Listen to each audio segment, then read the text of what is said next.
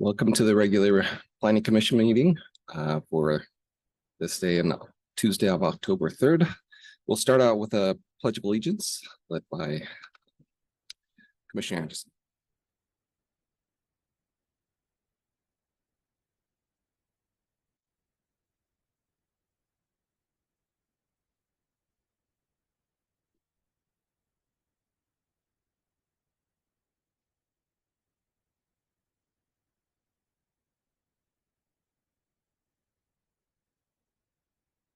Can I get a roll call, please?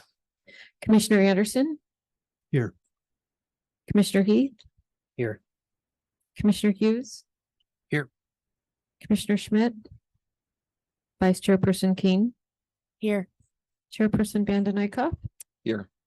For the record, Victoria Carranza will be out tonight, so we have 6 present and 1 absent. Can I get a motion to approve the agenda, please? So moved. Second. Commissioner Anderson? Yes. Commissioner Schmidt? Yes. Commissioner Heath? Yes. Commissioner Hughes? I was absent on the last one, so I believe I have to abstain on that, correct? You No. don't have to abstain. Okay, then, Okay. Chairperson Vanden Eyck. Miss Oh. Victoria. Sorry. Vice Chairperson King? Yes. Chairperson Vanden Eyck. Yes. Motion passes 6-0. We'll move into public comment portion. This is the portion of the meeting reserved for persons who would wish to address the commission on any matter not on the agenda over which we might have jurisdiction. Speakers are limited to 3 minutes. Please state your name for the record before making your presentation. Commission may take action to direct the staff to place a matter of business on the future agenda. Do we have anybody that would like to make any public comments on anything not on the agenda? You are participating online. Can raise your hand? No, you can't raise your hand. Okay. Oh, there's nobody there. It's us. Nobody Okay, there. great. All right, seeing no public comment, we'll close that. And if I can get a motion to approve the consent calendar, please. I'll second. Commissioner Schmidt? Yes. Vice Chairperson King? Yes. Commissioner Anderson? Yes. Commissioner Heath? Yes. Commissioner Hughes? yes, Chairperson Vanden Eyck. Yes. Motion passes 6-0. Okay, we will go ahead and move into the public hearing portion of the meeting. For each of the following items, the public will be given an opportunity to speak. After a staff report, the chair will open the public hearing and invite the applicant or the applicant's representative to make any comments. Members of the public will be invited to provide testimony to the commission following the applicant. Speakers should state their name for the record and can address the commission for 3 minutes. After all public comments have been received, the public hearing will be closed and the commission will discuss the item and take appropriate actions. So we're going to be seeing item number 2, which is the zone text change. I don't think we need to do any ex parte on this. Correct. This is a citywide zone text amendment before you this evening. A request to change the definition of a hotel, which includes some stipulations for amenities that can be provided within that definition.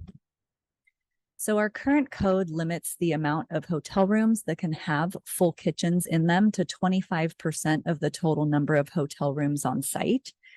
This is done through the definition of the hotels and motels in our standard definition section for land uses. And so you can see there in the highlighted portion that they're limited to 25% of the hotel rooms. So we currently have a proposal for an extended stay hotel at the old Colony Inn location on El Camino. There's also 2 other hotels being proposed in the city that are also looking to expand their kitchen facilities and hotels. So this is being brought forward as a citywide amendment at this time. While they are branded as extended stay hotels, they still do pay TOT tax. This isn't a long-term residential unit. These are still people that stay less than 30 days, but they stay longer than the typical weekend or long weekend that we normally see with hotel use. There is a growing trend towards extended stays with people working remotely, or workers from out of the area, healthcare workers that come in for extended periods of time, that need those lodging options.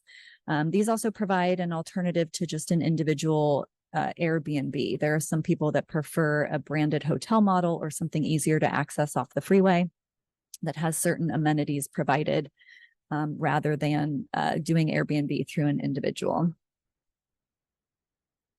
So the city in the past has had some concerns related to hotels with kitchens provided in them, in that they can more easily be converted to long-term residential units, which is not necessarily appropriate for the zone where we want to encourage hotel and tourist serving uses.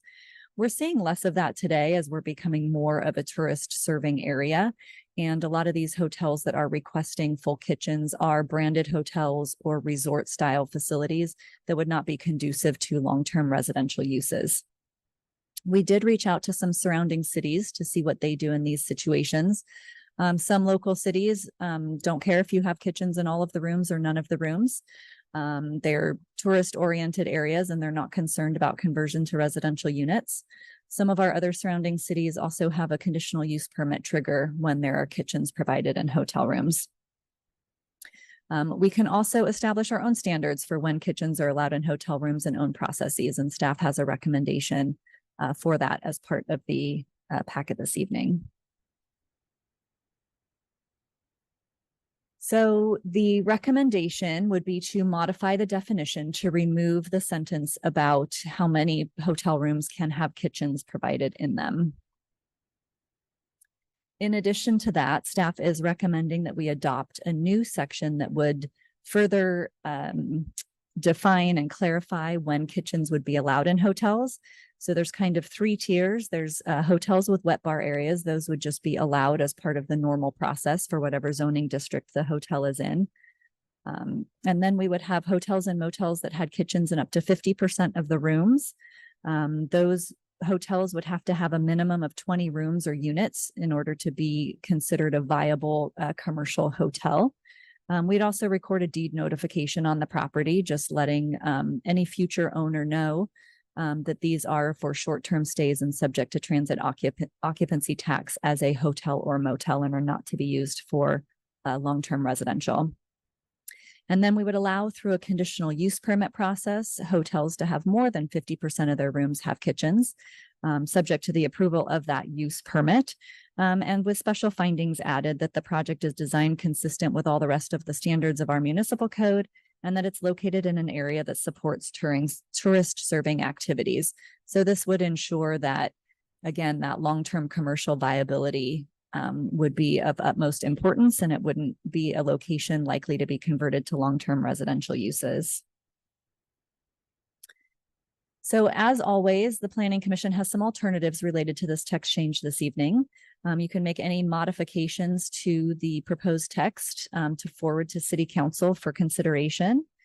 You can determine that you need some more information, and staff and the applicant of this one particular project and other interested parties can gather that information and return to you.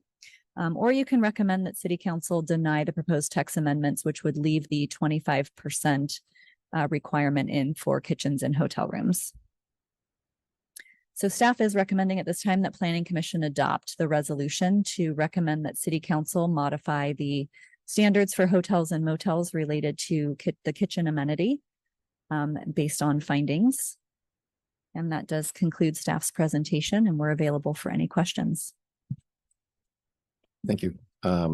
Questions of staff? Dennis. Yes, thank you very much. Just, I'm inquisitive about B1. How do we choose 20 rooms? Was it someone else, other jurisdictions you spoke to said 20 rooms, or is that a number we came up with somehow? It's a little bit of a number that staff came up with. We do have a couple applications in for hotel and resort type developments, these sort of extended stays that are around the 20 to 24 unit mark. We felt that going too much lower than that might not be a viable commercial business and could more easily be converted to residential. But we didn't want to set the bar too high because we do see a lot more of these boutique hotel type uses coming into our area and wanting to locate here. And then the exceptions, if someone wanted to have a facility with less than 20 units, then they could apply for the exception to They could, yes, have that change. through the use permit, yes. All right, thank you. Any other questions, staff? So you're mentioning the commercial viability and the transition to residential facilities. I mean, if this is in a commercial zone, is there a way now that they could convert it to residential, or like how would that work? So not currently today. So I think part of the findings is that the commercial location is in an area that is surrounded by tourist serving uses. We have a couple old zoning areas that are tourist commercial that might not be the best place for this type of hotel based on that location. But moving forward, we anticipate most of these to be located in very tourist serving areas. Okay. Any other Thanks. questions, staff? Okay, then we will open the public hearing portion of the meeting and invite anybody who would like to speak on this issue to come and address us. Please state your name for the record. Make sure the mic's on. Is there a switch on? It might take a second. There it goes. There you go. There you go. Good evening, planning commissioners. Name's Peter Laughlin, Laughlin Company. Kind of just wanted to, I'm in support of adding all the kitchens because we have a 21 unit, which I'm glad it's 21 units. Hotel at the corner of Del Rio and Highway 101 on the northwest side. And we really I think it would be a really good option to be able to allow when we build this guests, because it's kind of an outdoor hospitality style concept.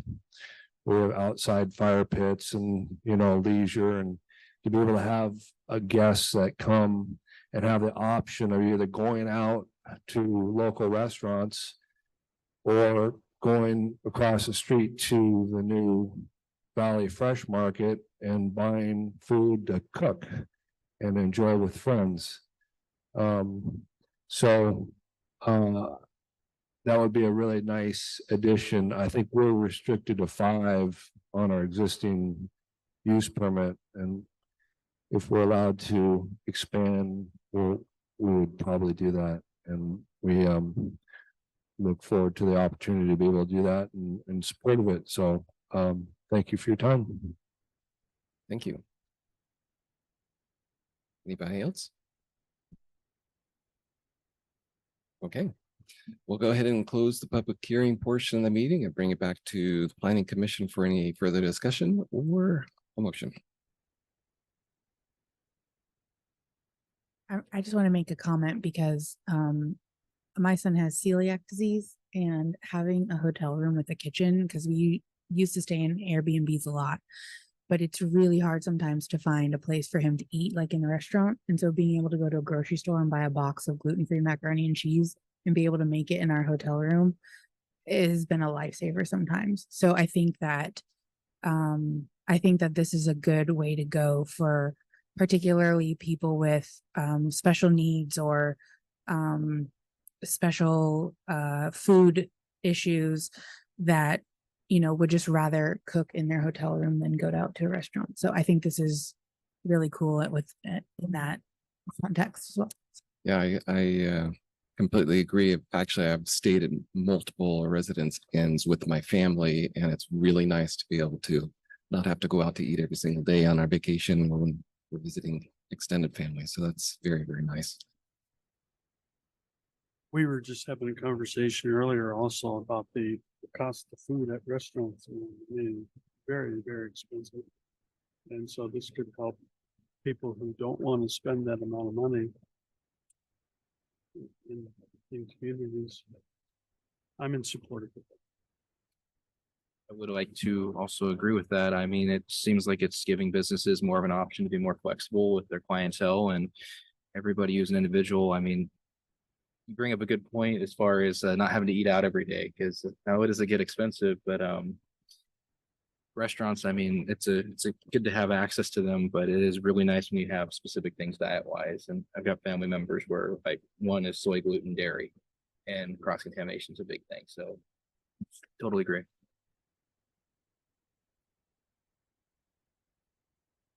So if there's no other comments, I will make a motion to recommend to city council to change the zoning. Let me find the words. Can you To pass the resolution of the planning commission of the city of Atascadero recommending the city council amend Title IX planning and zoning to modify the definition of hotels and motels as written by the council in here. I'll second that. we have a roll call, please? Vice Chairperson King, Yes.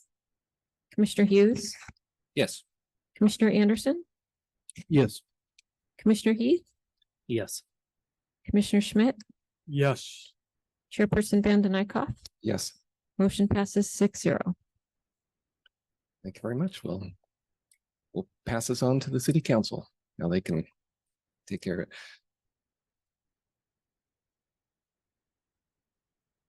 This might be the shortest planning commission meeting ever, which is great.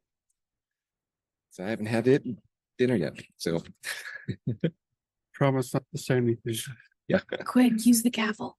Well, we're gonna give our acting director a moment to speak because Phil talked about these next meetings being very long, and this was like the shortest one on record. So Well, we do have some long involved items coming up for you. We are trying to perfect them as best we can and make them as clear as we can before we come to you, so that they are not confusing and drawn out in ways that are not helpful. So one of our next scheduled meetings would be, I believe that we're canceling the second meeting in October. Is that right, Annette? Nope, we have an item. So we're right. So we might have an item for you the next meeting in October, but November 7th is our staff development day at City Hall. And so we're thinking that that's probably not a great day to extend even farther and have a meeting that we can't do a lot of preparation for. It's also the meeting that we were intending to bring objective design standards to if we get ready in time. So Annette or somebody from our office will be reaching out over the next couple of days to see if there's a possibility of having a special meeting either later that week on the Wednesday or Thursday, or the following week on a Wednesday or Thursday, probably. So think about what your availability might be outside of that November 7th date, but sometime before. The second meeting in December, which is Thanksgiving, or November, which is Thanksgiving week, which also might not be a viable meeting date. So we're looking for a meeting date sometime in November that will work for everybody. So like I said, objective design standards, trying to come forward to you in November so that it can hit council in December. We also have our CEQA streamlining. We're focusing on objective design standards first, but then our CEQA streamlining will probably come shortly after that. So likely one of the meetings in December, we'll be looking at that. In addition to that, our general plan update is kicking into our public outreach phase. So we actually have a class with the high school that we will be going to, and they'll be doing a 5-week-long project related to our general plan update. We're letting them choose the subject and letting them tell us how we can best better the city in ways important to them. So that will be fun. It's also Colony Days this weekend. So not only should you be coming out and enjoying all of the festivities that are happening, but we will have a very exciting booth set up on the steps of City Hall. related to the general plan update, a lot of the topics that we discussed at the last city council meeting and any other information that we have in time for that. And we're hoping that SlowCog will also be joining us with their corridor connection plan for North County. So some good input opportunities for that as well, focusing on multimodal connections between all of our North County areas. And then our big public outreach event will be the following weekend on the 14th at the Pavilion on the Lake. We're going to be set up from about 9 a.m. until nobody wants to hear from us anymore. We're hoping around 1 or 2. We're going to have, as part of that, a huge interactive map where you can look at areas of the city and you can drag and drop images. So we have some stock images that we prepared to get people thinking about height and scale and mass and density and uses. But you can also say, hey, I know this great project from the city I visited, and I'd love to see something like that here. And we can grab that image and pin it to the map. So it's a really interactive and visual way to help sort of vision the city into the future. So we will be there doing that. There will be potentially some food in the morning, and Phil has promised to cook hot dogs for lunch for everybody that shows up. So we're hoping to get a lot of participation at that event, and we would encourage you all to come and stop by with your families, hopefully, because families give great input too, and encourage friends and neighbors to come to that as well. So I think that is all I have for the update at this time. Of interest I have is what type of class at the high school, like a government class, or is there a design We're in a class? senior poli-sci class, I Okay, believe. So cool. she's got four classes, 4 class periods that we are doing over a 5-week period.